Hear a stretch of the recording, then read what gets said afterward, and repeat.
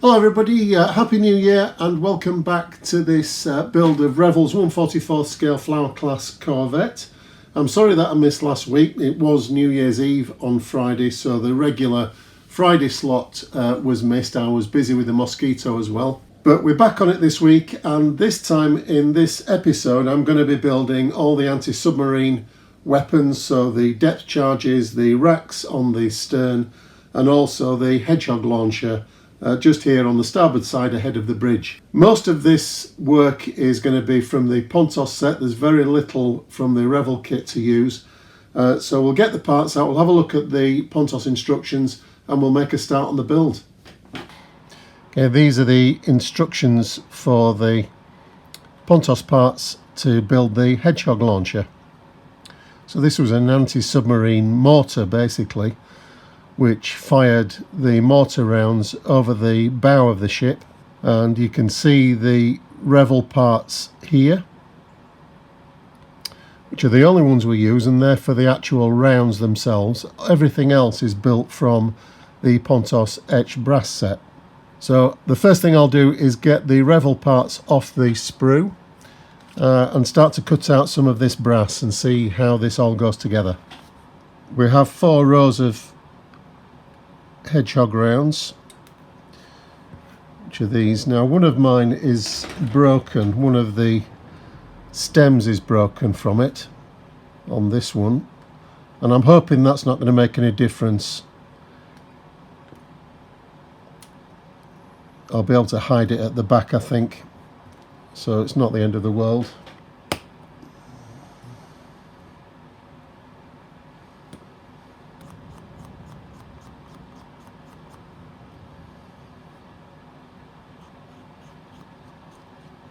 I'm not clear how these rounds, the plastic rounds, attach to the Pontos brass yet.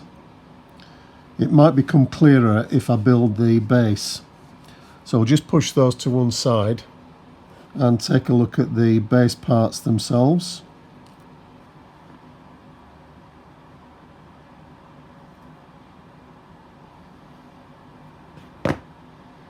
These small tabs on the ends just fold over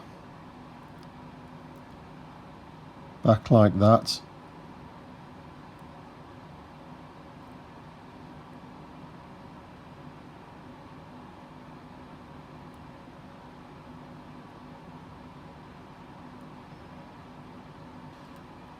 And then that just sits on the base. I'll solder that onto its base. Should get a nice firm fixing doing it that way. I'll just tape that together just to make sure that this outside join is nice and tight and exactly where we want it.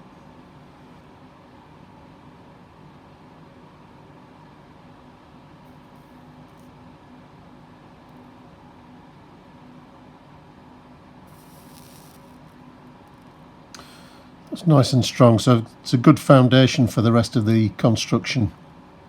Okay, so that's the main container put together, and that's just given me time to work out how these parts fit together. And actually what's going on is that Pontos give us 2 options as to how to construct these. The first one is using this part, which have these pins on, and that involves us cutting off all the 3-dimensional pins on the mortars, drilling a hole and pushing those pins into the holes that we've made on each of the charges. The other alternative is to retain the 3D pins, or the plastic pins, and they glue directly onto this plate. You can see the holes on that plate. The plate in turn fits onto the rack. Whichever way we choose to do it, the racks fit onto the base like that. So we've got 4 rows to put together in that way.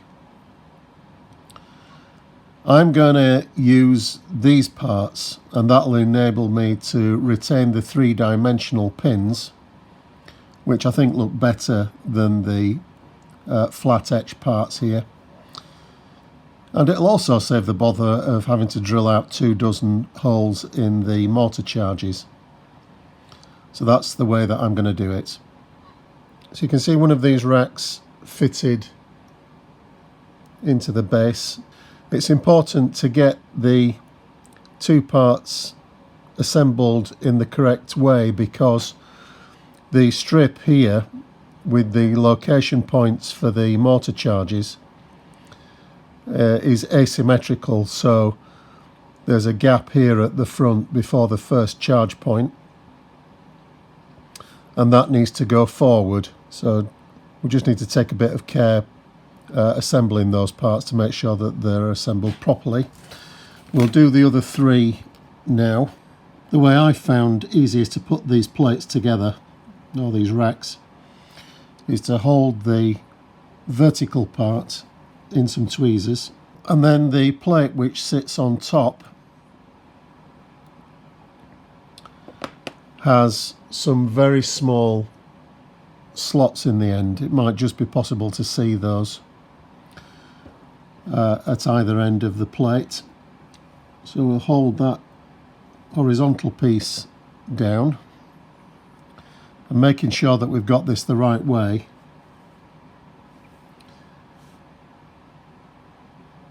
we just push the slot into there like that,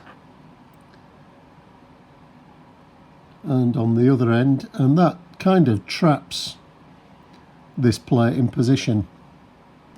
Then we just run a bit of flux along the join.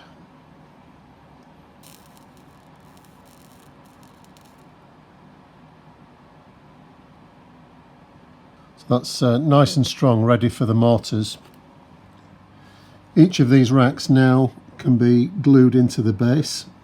I won't try and solder these, otherwise I think I'll probably obscure the detail of the brackets here.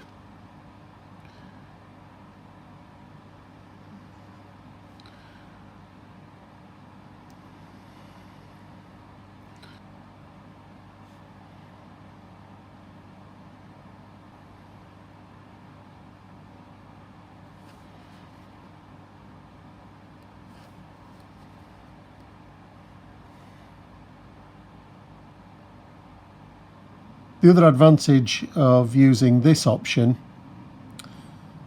is really that it's probably easier to paint the charges themselves, which are green. They can be painted separately and added once the rest of the thrower has been assembled. It would probably be a little more awkward to do that using the alternative part with the brass pins on. So I think for me this is the better of the two options that Pontos give us. This is one of the end pieces for the base. I've already fitted the one on the rear side, which is this. It's also got a little box integral to it where the control wheel fits.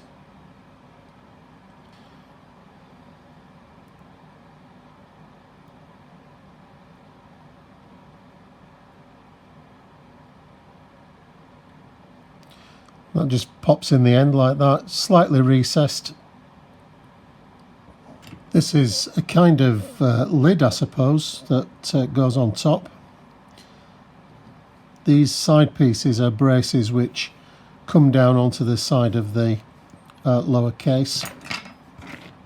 There's a very fine flange on the edge of the brace at the side. Just going to try and bend that up. We've got the lid in position now. These two braces really make this quite a strong assembly once they're in the right position. There's a little detail to go on top of the lid, which we'll do next.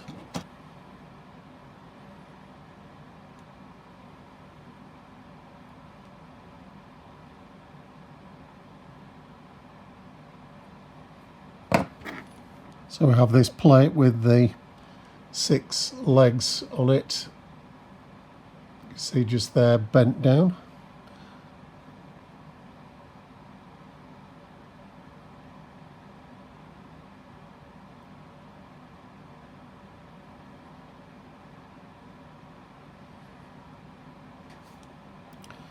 This piece just goes on the top of the plate that I've just fitted.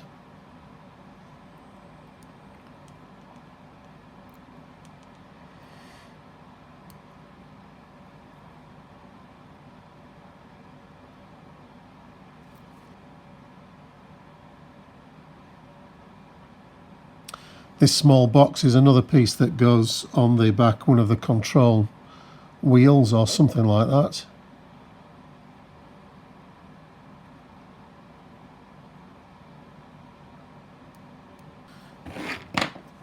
Little pieces like this I find quite difficult to hold together. The little boxes that we make up.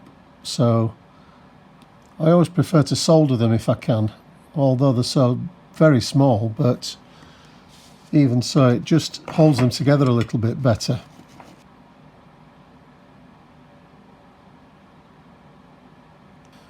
Part of this control mechanism has this piece of turned brass, but we don't want all of it.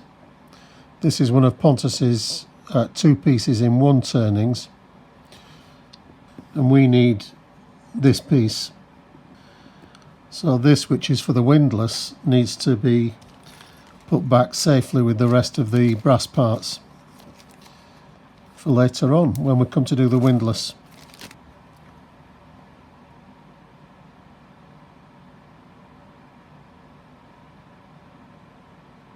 This tiny plate fits on top of that.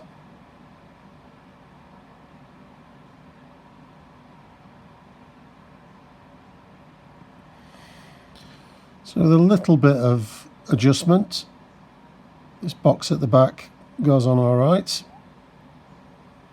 We now have these very small eyelets to fit. They go around the edge of the base.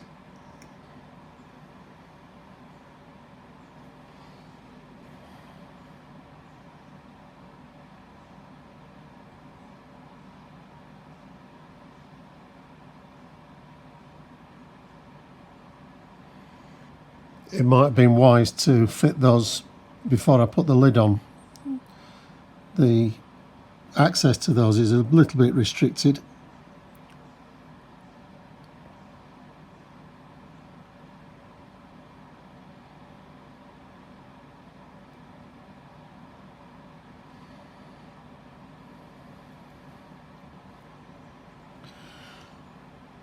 This control wheel fits on top of the little pin on this control box.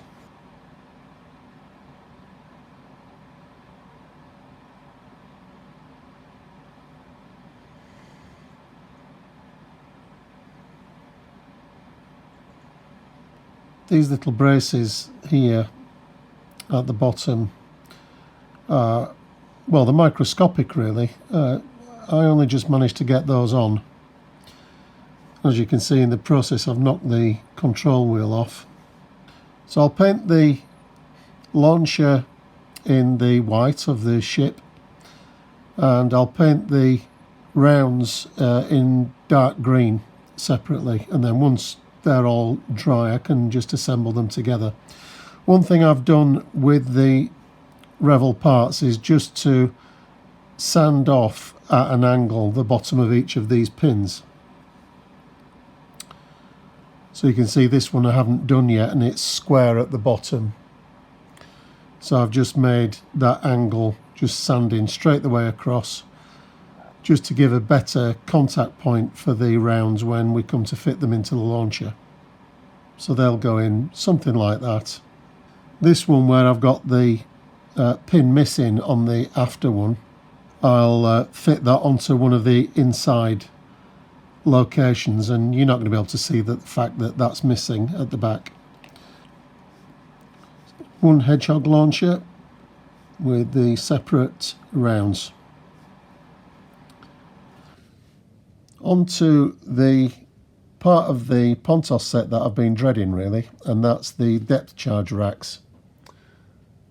These things here, they go on the stern of the ship, and the depth charge rolled down this rail and out of the transom at the back. Now originally, when I received my Pontos set, I found that the fret containing the depth charge racks was damaged, so I got a replacement, and that turned out to be quite a benefit really, because it has allowed me to practice on the slightly damaged items that I received first off. So these are a couple of practice runs that I've had with those damaged items, and I've learned one or two things about the assembly from that, which I'll try and point out when we come to build the ones that we're going to use on the actual ship. So as you can see, they're very, very delicate, fragile structures. Again, this is an area where soldering, I think, is a big advantage if you can do it, because otherwise using glue on these, they would be just so fragile that I think they would fall apart as you were building it. So looking at the Pontos instructions here, you can see how delicate some of these parts are. The problem I had with the practice runs was with this part 536 and 537, because of these very fine pieces of brass at the side, which have actually got some fold marks in them, and because of that they're very weak, and they broke off on me as I was building the practice rack. So I'm going to come up with something that hopefully will prevent that happening on this next run, and also the fact that the parts are not damaged in this second fret, so hopefully they'll be slightly more secure, but we're going to have to be careful nevertheless. So let's see how these go. I'll leave the practice racks out just as a reference because they are handed, so it's important to get the correct pieces from the Pontos frets for the correct side.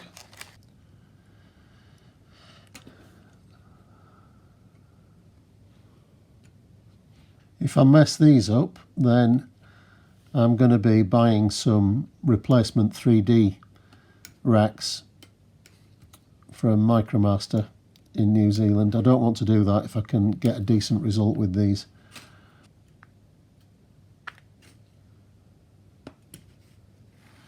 This is the part that we're going to have to be most careful with, and that's because these very fine legs here have a fold line approximately 2 millimeters from this junction here. And what tends to happen is that they will start to flex as you assemble in the part, and eventually they snap off. And once they've snapped off, it's going to be very difficult to get them back in any sort of decent alignment. So we're going to have to be very, very careful with this. The first thing I'm going to do is to fit this rib along this line here. And what that hopefully will do is prevent this small section of brass here from folding down, which is what it did on the practice runs. And once they start to flex, that's when you start to introduce the risk of them breaking altogether. So this rib, as small as it is, should prevent or reduce the risk of that breakage.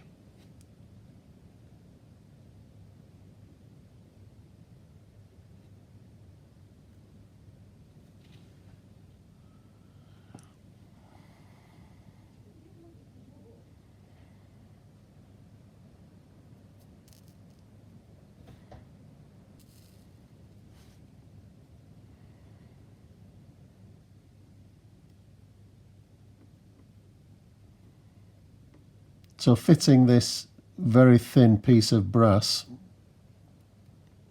and soldering it has sealed up the location groove in this part here, which was a weakness and which was leading to these wings, these strips at the side, from bending down where they needed to stay flat.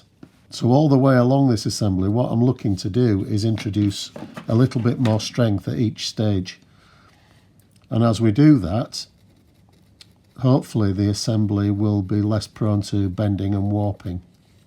Just give that a clean, because I won't be able to get in here eventually. This will be a closed up box, so I'm not going to be able to clean up any of these soldering lines. So we'll do it now. This strip, as you can see, has this angle down on it, so the top of the frame has to bend down at that same angle.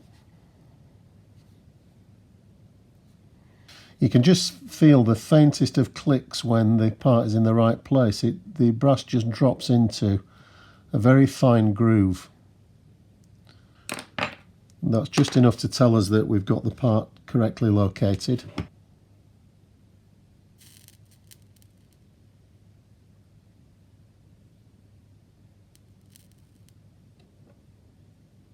So just putting that to one side, I'll do the next section that we need, which is one of these ladder type pieces. And again, we've got to be careful to get the right parts. I think there's a numbering error in the Pontos instructions, or at least some numbering that's misleading. I'll just check up on that when I take another look at the instructions in a moment. So this eventually will form the top of the rack, and this is the underside of the rack. And this again has a strip which runs along the side of it. Because this part goes on top and angles down, I've just got to hang this ladder piece over the edge of the wooden block, just so that this angle here can be accommodated.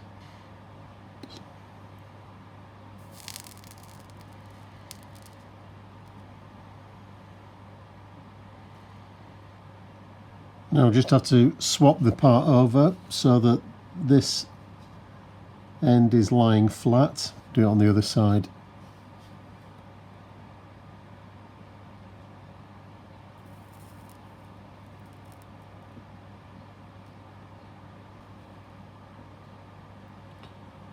So just going back to the numbering for a moment, Pontos laid this part out and number it as 536. The number in brackets is meant to be the opposite assembly, but the one that's illustrated should be 536.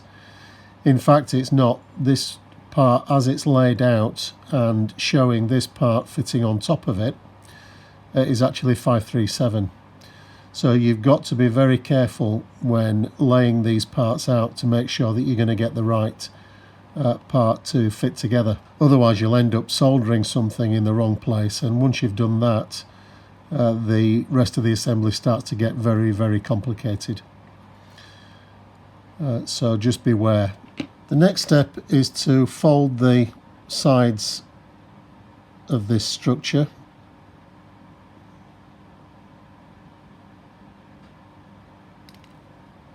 And I just want to fix this back section here where the frame folds down at the top.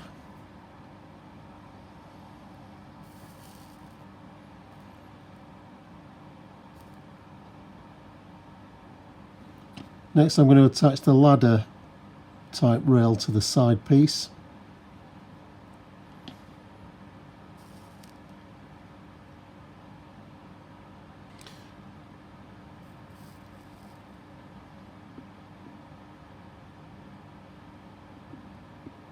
Okay, this is starting to come together. You can see how complex it is.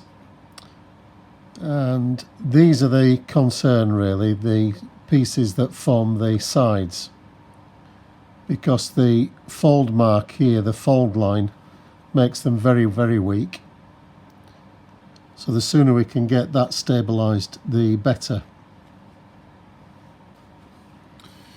This part forms the end of the rail, so in other words the part that goes on the end here, and this has a plate which folds up, and actually that fits down onto the deck. Pontos give us the wrong number for this one, So this goes on the end, and these will stabilize these very thin legs. So at this stage I'm just going to fold down this side piece. At this stage I just want to get a bit of solder onto the inside of that leg, and then we'll end up with that nice square box assembly at the front.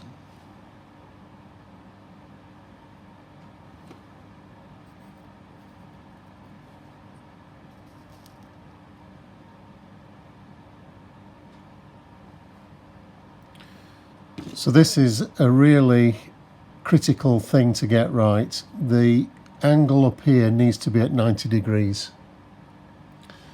When viewed from the side, the two legs need to be parallel to each other. And we want this oblong opening to be nice and square at all four sides.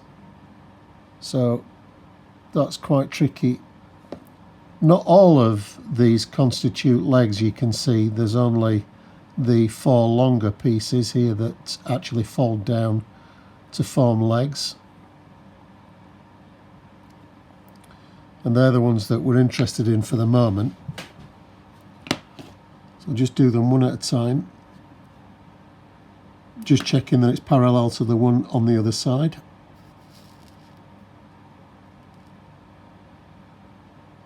I'll do this one at the back because it's already folded down.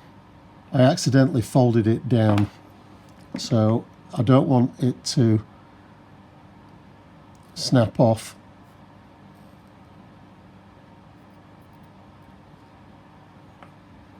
So that's all the legs folded in position. All the rest of the pieces of side frame can come down now. That's actually fairly strong. It looks very, very flimsy, but with all the soldering and making sure that everything's square, that's actually quite a firm assembly. These legs are still weak at the bottom, but we've still got to fit all these side frames, which will obviously add some longitudinal strength to them as well. So these are starting to come together all right.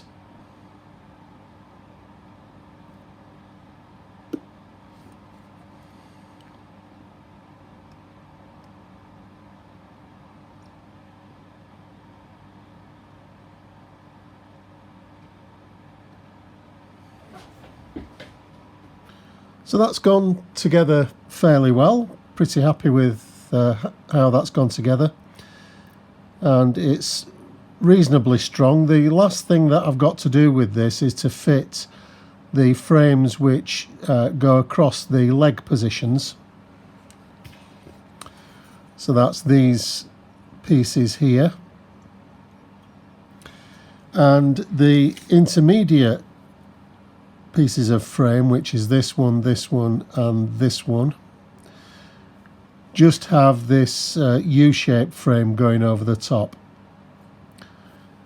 and I'm probably going to glue those. I'll solder these for strength and to make sure that these legs aren't going to get bent, but the ones that just bridge over the top, I'll just glue those in position.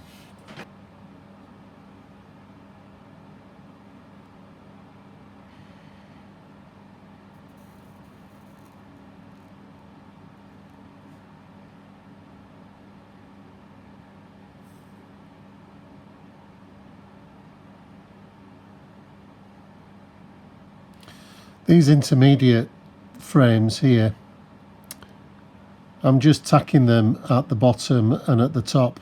I'm not going to try and get solder all the way up. I don't want to get too close to the joints that I made earlier on and run the risk of opening them all up again. Again, we have to be careful with these because the location slots in these parts, which are engraved or etched onto the reverse face, make this join here and this join here very, very weak, and there's a tendency to have these parts twist if you're not careful. So we just need to treat them gently.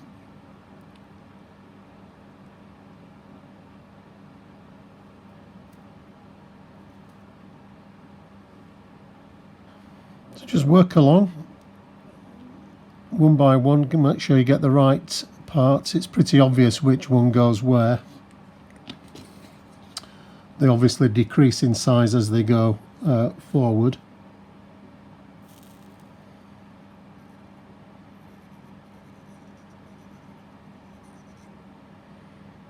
This is the last of the U-shaped parts, which I suppose bridges over the top of the frames, and I'm just going to be gluing those in. I don't want to be adding any more solder to these parts now, so just apply a thin bead of super glue along the top of the frame like that.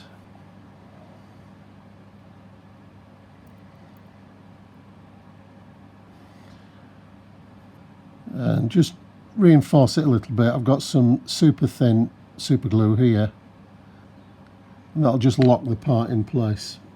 So that's the actual chute put together, and the next thing to do is to build a rack which fits on top of the chute and which contains the 3 smoke candles, which we're also going to have to make from the Pontos set. So first of all, we'll get that frame sorted out. This is basically just a rack really, and just needs folding up. I don't think we're going to need to solder it. It should hold together on its own.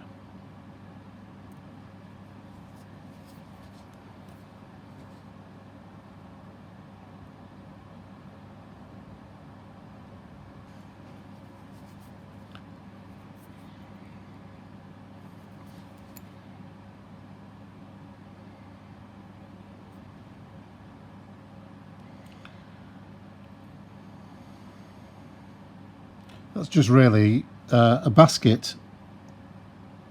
It's fairly straightforward, and that just sits on top of the chute.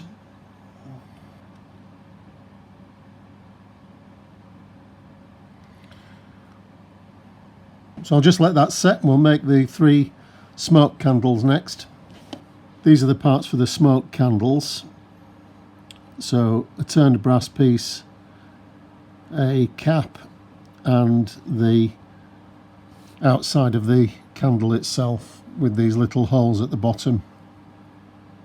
This part wraps around the turned brass piece, but to do that successfully I'm going to have to anneal these pieces. They won't bend or curve properly unless I anneal them.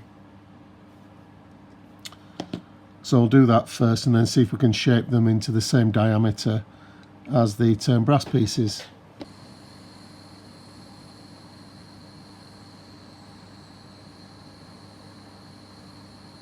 So we just lay the brass on this soft, this is an old sanding sponge, but it is soft and it just allows us to roll the brass into the shape that we want, into this drum shape.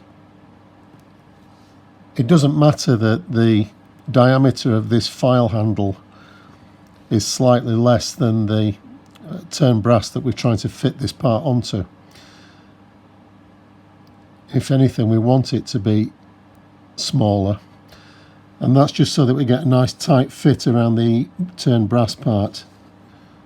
Just gently remove it from the handle.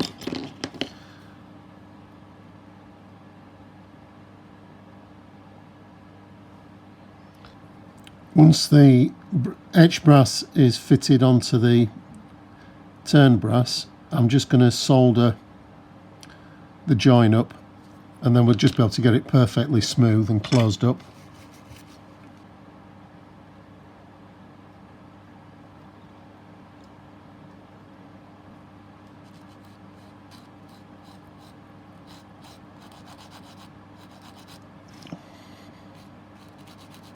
And that joint has more or less disappeared. So I'll just repeat that with the other candles. The caps then fit onto the top, they're just going to be glued on.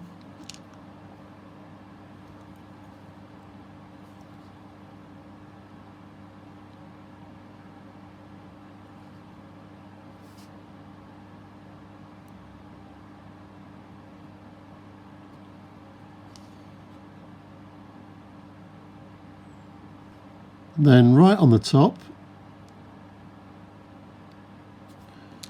we have these very tiny pieces of brass, so they can be fitted into the rack now. They'll be best put in position.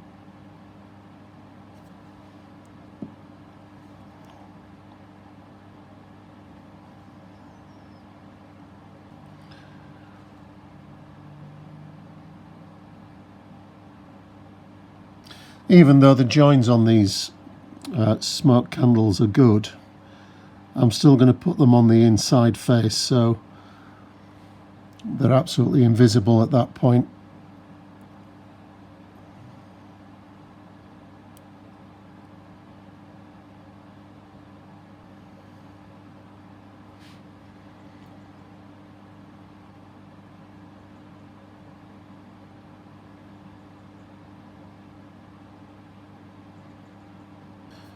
Each of these racks carries 10 depth charges.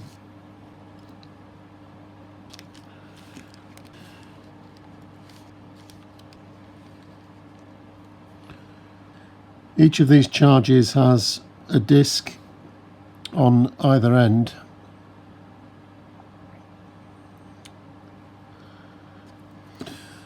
and they are actually different. There's two types of etching for these end caps.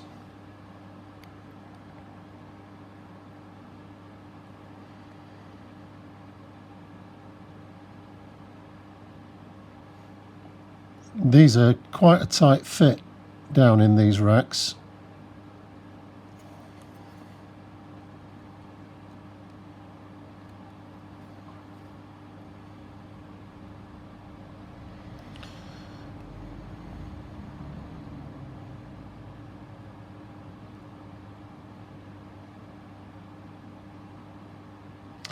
These end caps are a very, very tight fit over the end of the turned brass. But we need to get them on properly, otherwise they won't go down into the chute. We'll get the rest of these charges fitted. You just have to ease them very gently into the racks. The slight difficulty with these depth charges is that the pins on the end just interfere slightly with sliding these down into the chute. So I'm just filing the end of those pins off, and hopefully that'll just help them slide down. The tolerances on this are very, very tight.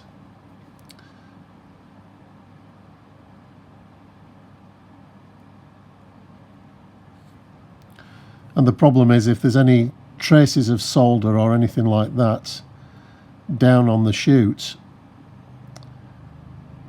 these charges just aren't going to slide down. Of course, painting these separately is out of the question because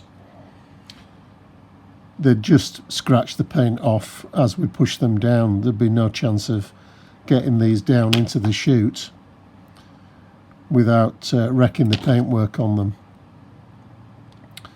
So I'm going to make do with just sliding them down and painting them all together. We don't need any glue for these, of course, they're just going to rest in the chute.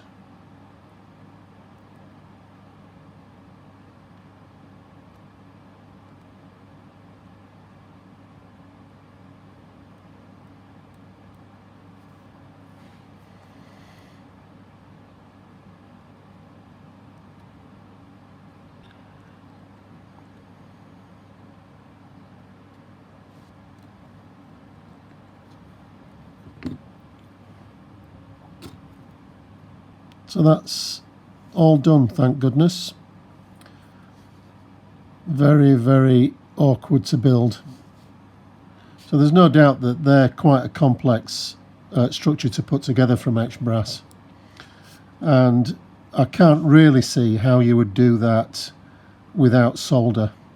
To me, it's just far too fragile to try and hold that together with glue. So good luck if you're building that yourself. I've just got one more to do, obviously, and I don't want to see another one of those for a long time. These are the parts for the stowed depth charges. There are 8 of these on either side of the aft superstructure, and they sit on small bases on the deck. You can see they're slightly different to the ones that we built for the chutes because they have this hole in them which accepts this pin.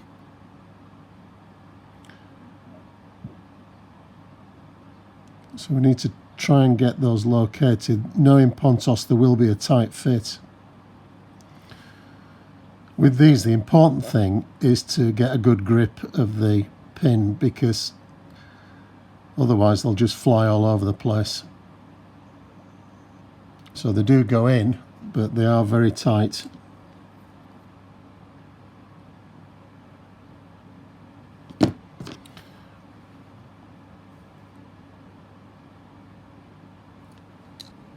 The next part to fit on these are these plates which go over the top of the pin.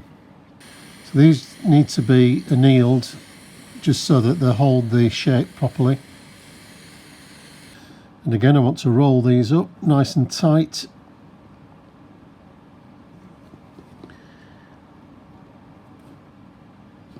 And just apply some glue to the underside and slide it down.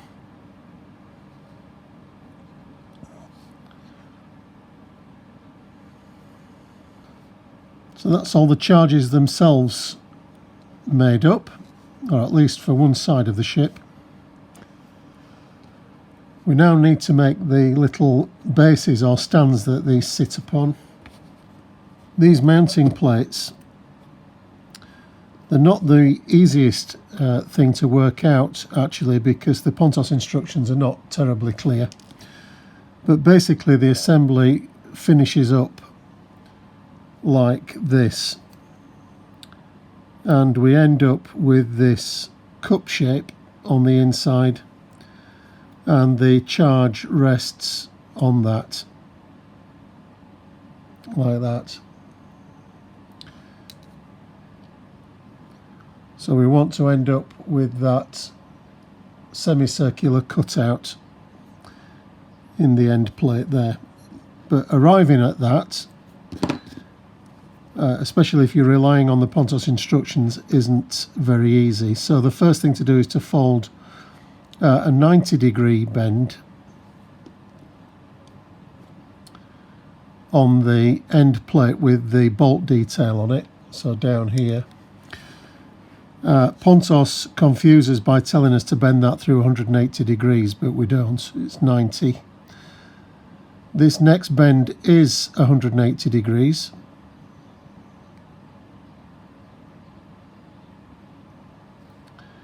As is the next one, so we form the first part of the cutout. So we have something like that, and then we double back the plate here, and then there are 2 very small eyelets at the bottom which just bend up to sit on the deck. So we end up with an opposing pair of mounting plates, and the stowed depth charge should sit inside that. It's not going to be easy to do dry, but we'll give it a go. So they'll end up looking something like that, and the pin leans back at an angle and is fixed to the bulkhead on the after superstructure. So we'll make these other 8 brackets up. So just to go through the bend sequence again, we've got the plate with the rivets on, which goes through 90 degrees, not 180 as stated in the Pontos instructions. The next bends are all 180 degrees.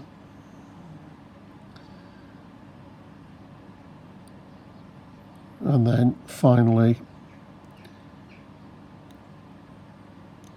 back on itself again and lift the eyelets up. when we come to fit these parts on the deck, Pontos provide this jig. So these fit inside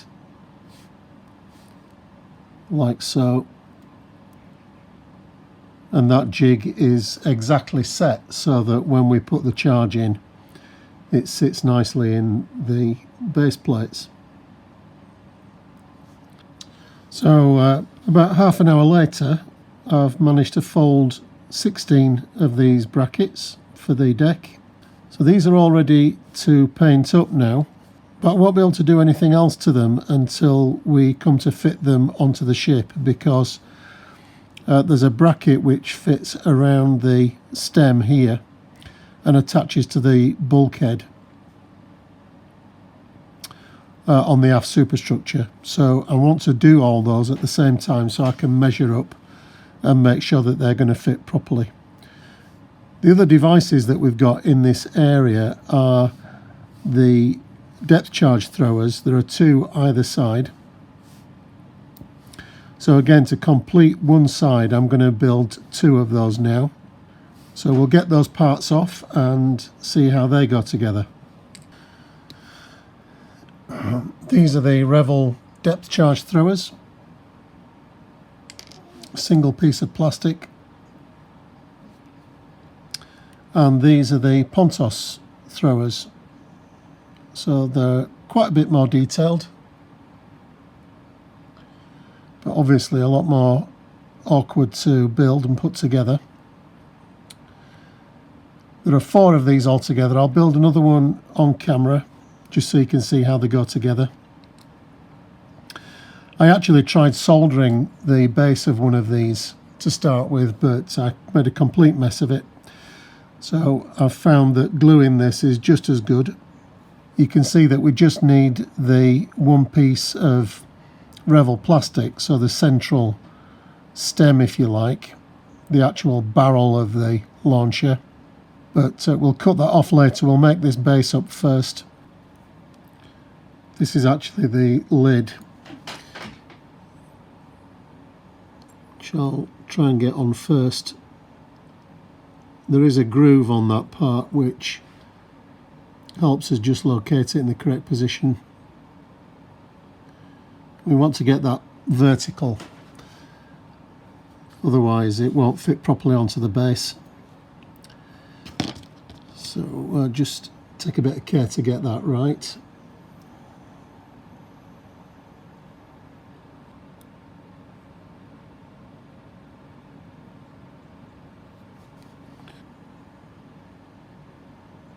Some more glue now that it's set up and it's where I want it.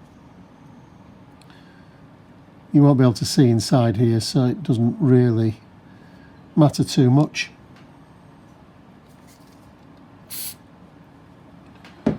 Just fix that with some accelerator there.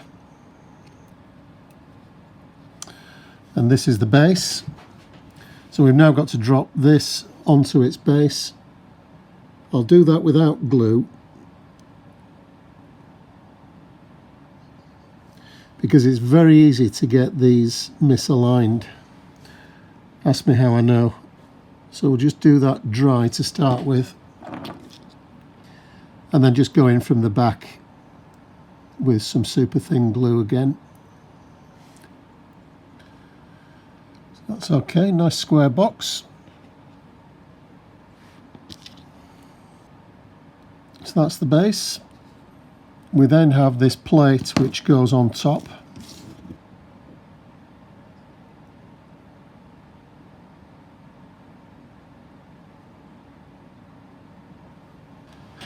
And now we need the parts from the Revell thrower. So we just need the piston element of this. And of course we don't need the depth charge on top. We've got the brass ones. Just clean this up a little bit. I'm just going to take this jack off the back.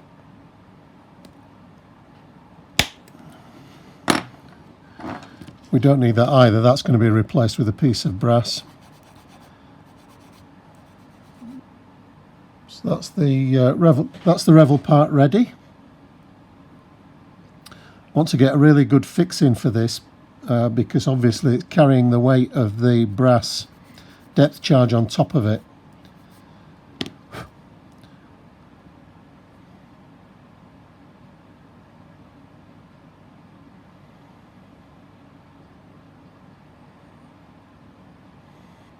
Just let that set up for a moment. This little brace here goes on the front, but what I found was that the angle on this wasn't quite right. And actually you can see on the Pontos photographs that it wasn't quite right for them either. There's a gap at the front, so I'm just making that a little bit more acute.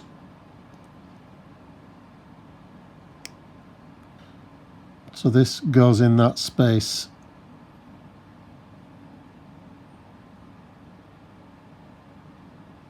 So that's a better fit. Just filling that gap there. While we're in this vicinity, these little eyelets at the side can be bent upwards before I forget.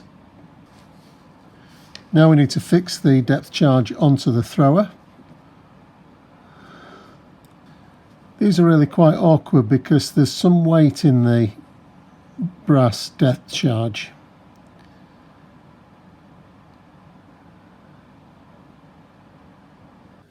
I think the best way to do this is like this, with the depth charge laid on the mat, and then that just allows us to square the base up to the depth charge, and we'll know that they're both parallel to each other, so it's going to be nice and square when that assembly is dried. But because of the weight of the brass on the depth charge, you just need to leave it a while to set up. So they're both okay now. Got another 2 of those to do for the other side of the ship. But that's all the parts done for this week. So let's see what they look like on the ship. So the hedgehog launcher goes in this position here on the starboard side, and a few episodes ago I built this shield, and the shield fits at the side of the hedgehog, something like that.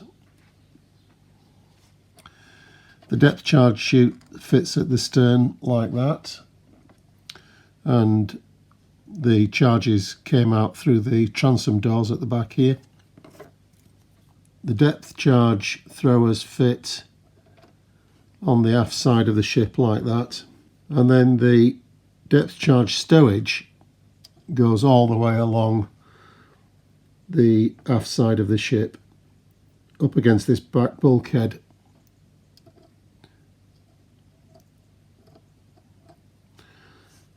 So I'll just set one of those in position.